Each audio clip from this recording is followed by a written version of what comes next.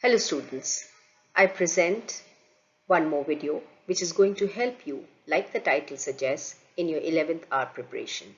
This is for that evening before the board exam or while you are driving to your exam center. We start with poetry. The first poem, My Mother at 66 by Kamla Das.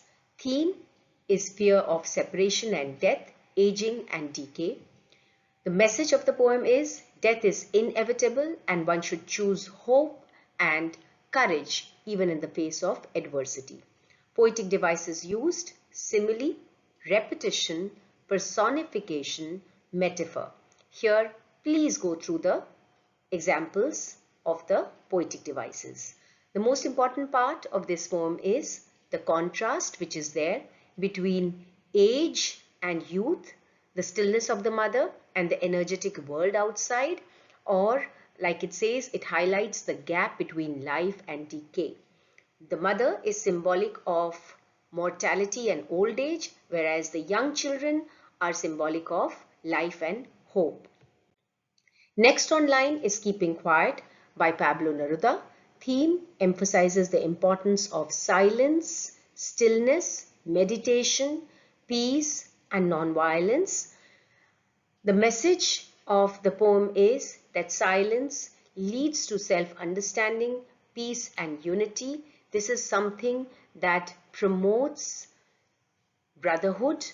The poem urges people to stop harming others and nature. True progress comes from reflection, not constant activity. Main poetic devices are metaphor. Examples are fishermen in the cold sea would not harm the whales when everything seems dead. Then there is personification, alliteration, repetition, irony. When everything seems dead, later proves to be alive. This is an example of irony. Symbolism, man gathering salt, fishermen in the cold sea. This is symbolic of man's self-destructive activity. There are some important lines in the poem. You can quickly glance through that. Here, please remember the line, those who prepare green wars, wars with gas, with fire. This is an important line. It refers to modern destructive warfare, highlights the meaninglessness of war.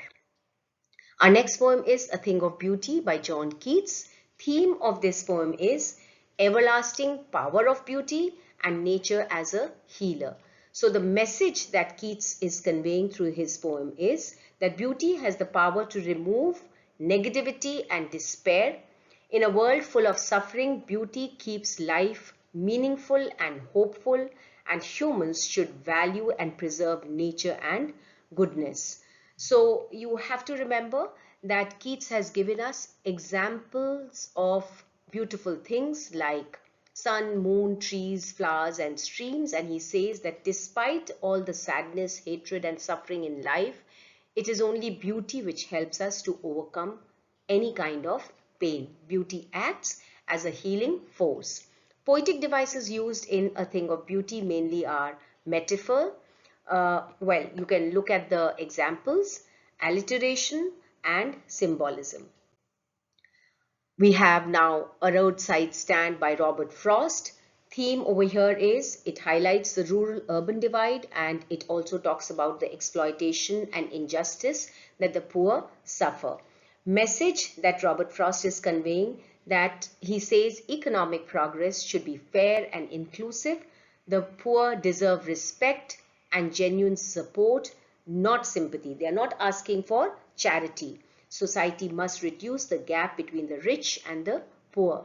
So, like Robert Frost highlights the economic gap, he also says that false promises of development give villagers empty dreams. The poet feels sympathy and anger towards the injustice that is faced by the poor or the villagers. Poetic devices used in Roadside Stand: alliteration, metaphor, symbolism, transferred epithet. Remember, selfish cars and polished traffic are examples of transferred epithet. Then we also have oxymoron.